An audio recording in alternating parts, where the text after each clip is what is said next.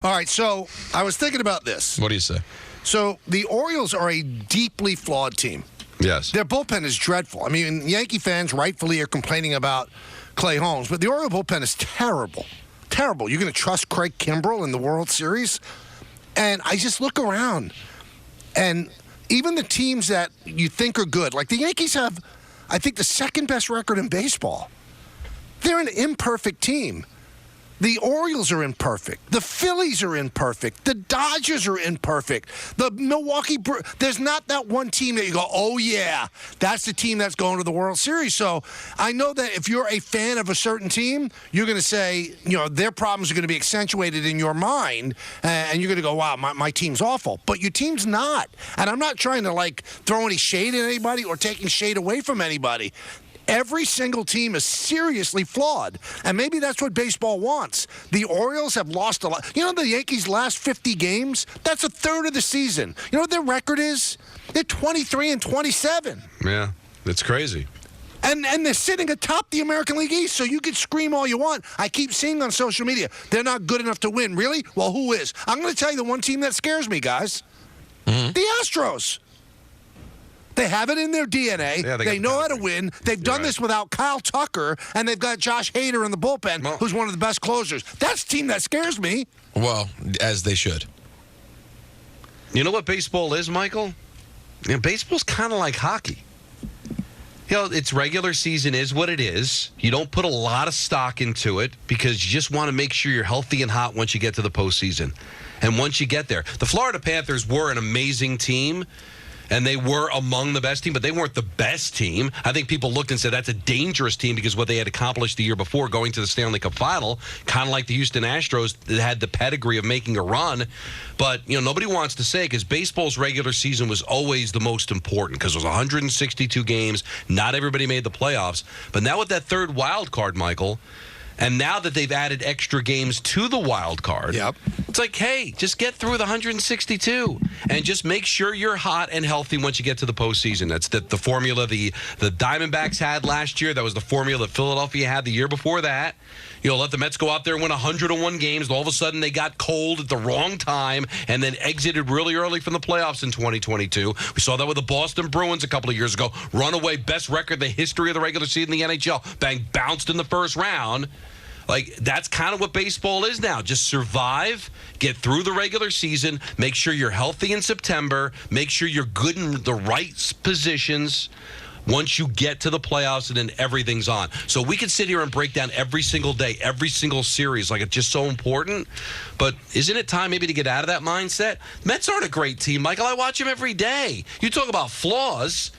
But yet, because of the structure of Major League Baseball and how bad the National League is, the Mets can't help but stay in this race and maybe find a way to get in. That's why, if it's your team, and if you're a Yankee fan or a Met fan, you're picking at all the negatives of your team. I get it. That's what fans do. But don't get down because Clay Holmes has blown 10 saves because you're in first place. Now, you could say, well, if he didn't blow those 10 saves, the Yankees, by the way, I looked it up, they lost 7 of those 10 games. So, which is not nothing. That's not nothing. Yeah. I mean, you'd be ahead of the Orioles by 3 or 4 games right now if you even saved 3 of those 7 or won 3 of those 7. So that's not nothing. But you can't get too down because the Orioles are in the same boat. The Orioles have been as bad as the Yankees over the last 50 games. Each team could kick themselves in the rear end and go, you know what, we could be running away with this. But still, with all the Yankee problems, they have the second best record in baseball.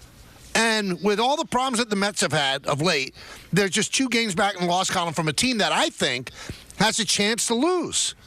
I mean, they just lost their third baseman. They just signed Gio Urshela. I mean, this is a team that's running on spare parts. I'm talking about the Braves. So the Mets do have a chance. So I know you're looking at your side of the lawn. You're not looking over the fence. But over the fence is pretty bad, too. Pretty ratty. A lot of crabgrass. Well, that's why I was asking before we went on vacation, the last time we were all collectively together. I love those times. Who do you fear as a Yankee fan? Because in order for you not to win, somebody has got to beat you. So who is it? Now, I think Houston is legit. because of their history against the New York Yankees, their history of finding a way to navigate through the postseason. But we'll watch the Guardians this week. The Guardians have been one of the best teams in baseball, Michael, but are the Guardians going to beat you? Are the Twins going to beat you? History tells you no. The only team that scares me is the Astros.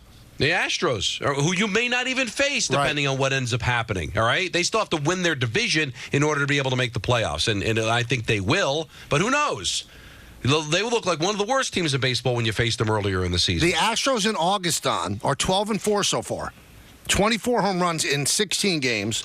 They score 4.2 runs per game. The team ERA is 2.35. And you can't sell me on, my team's injured. My team's had a lot of nobody's had more injuries than the Astros. And they've done this without Kyle Tucker. They're going to get Kyle Tucker back. Kyle Tucker's one of the best players in baseball, if you don't know. So if you want to be scared about a team, worry about them.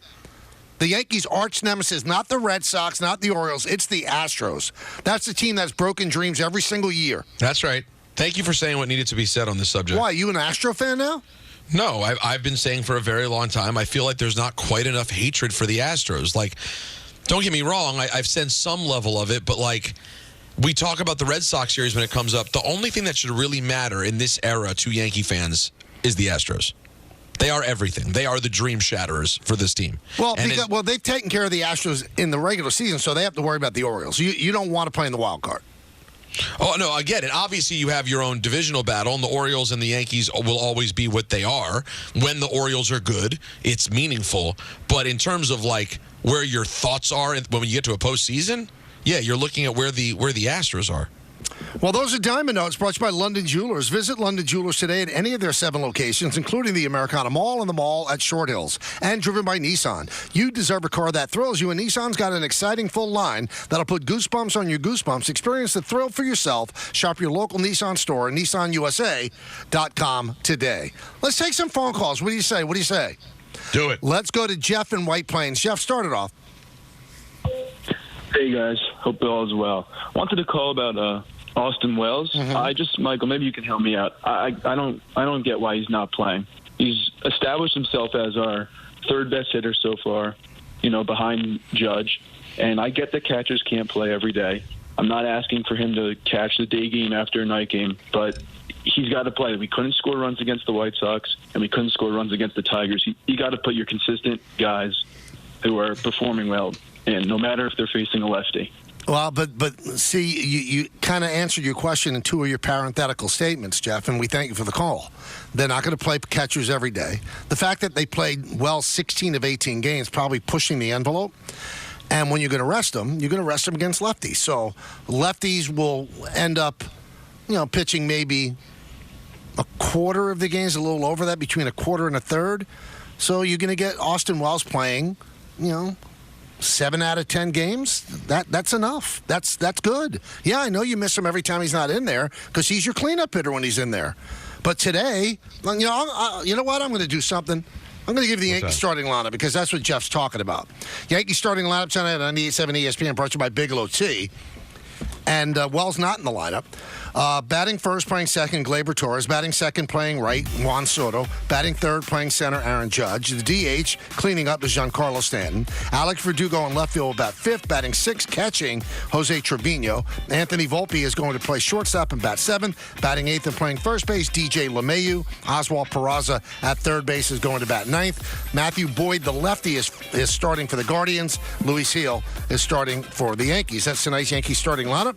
Brought to you by Bigelow Tea. Bigelow Tea is a proud supporter of the Michael Kay Show and the official hot tea of the New York Yankees. Matthew Boyd's a lefty. That's when you're going to rest Wells.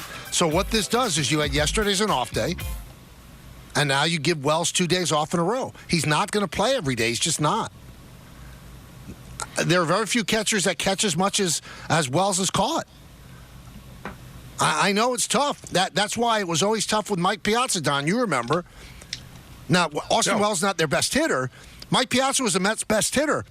But there was no DH in the National League at that time, and he couldn't play every day. You just can't do it.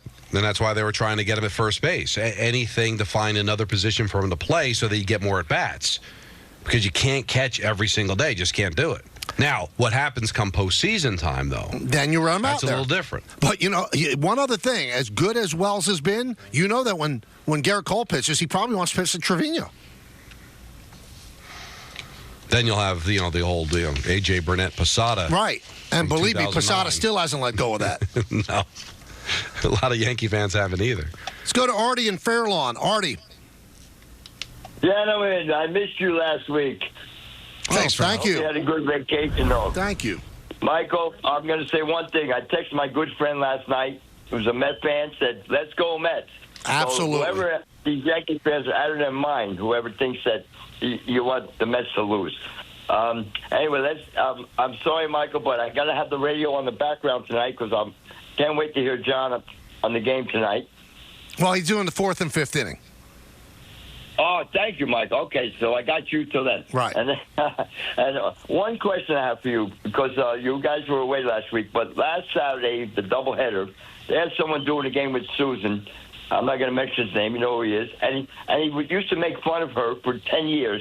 And I thought it was very disrespectful to her.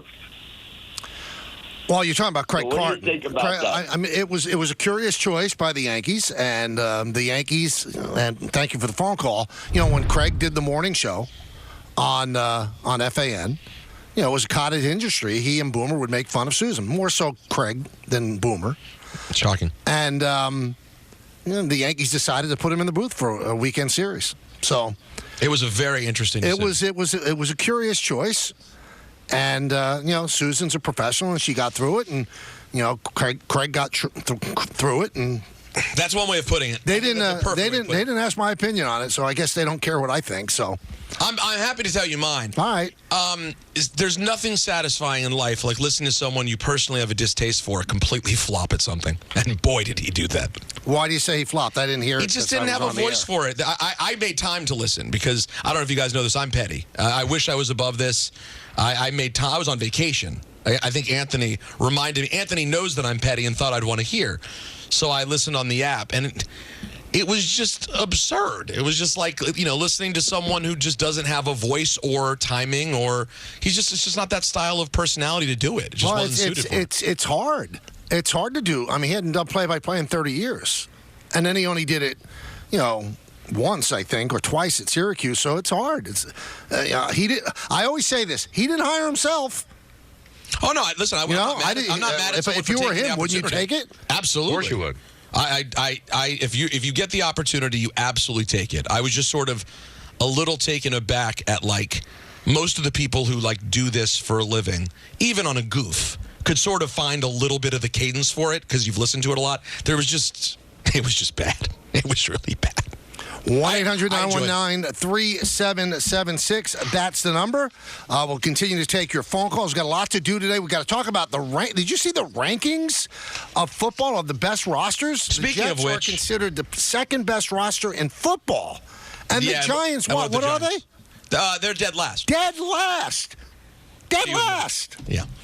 Oh, we'll talk about it. And Aaron Boone had a little feisty exchange with the boys from Talkin' Yanks on his weekly segment there. We'll address that as well. But first, Don's going to address Mazda. Well, get more into Mazda from Ranford.